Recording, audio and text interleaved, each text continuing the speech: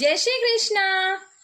ఇక్కడ చూసారా, రేపైతే సండే వస్తుంది కదండి, మరి ఇడ్లీ స్పెషల్ ఉండాలి కదా.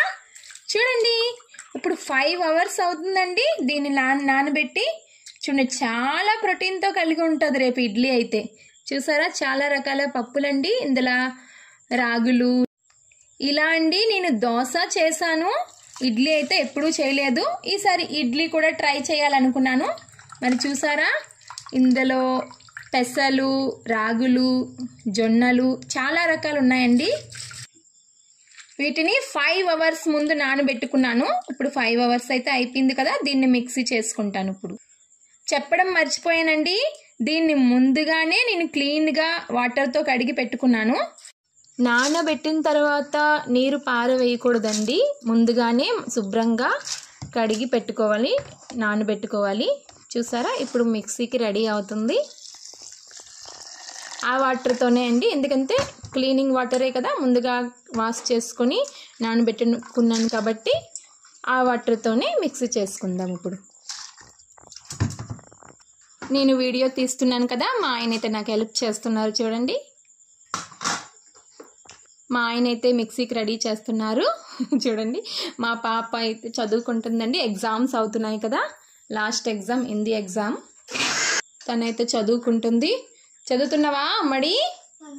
చదువుకో, చక్కగా చదువుకో అమ్మడి. సరే, నీ చదువుకో.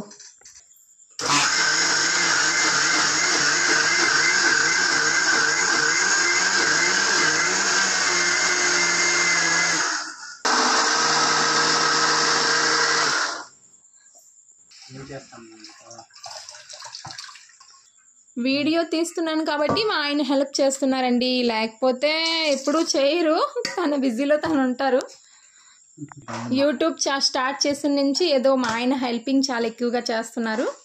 లేకపోతే నాకు ఆరోగ్యం బాగోలేనప్పుడు అప్పుడు హెల్ప్ చేసేవారు. ఇప్పుడైతే హెల్పింగ్ అవుతుంది ఫుల్గా. మా ఆయనకైతే వీడియో నేను తీస్తేనే ఇష్టం, అందు గురించి నాకు వీడియో తీయమన్నారు. మా ఆయన మిక్సీ చేశారు.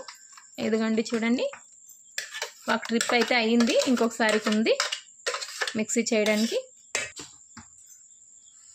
చూస్తున్నారు కదండి, ఈరోజు సాటర్డే కదా, సాటర్డే ఈవినింగ్ చేస్తున్నాము ఈ మిక్సీ వీడియో తీస్తున్నాము. రేపు ఓకే ఫ్రెండ్స్, మిక్సీ అయితే చేసుకుంటున్నాము కదండి, పప్పు రుబ్బుకుంటున్నాము.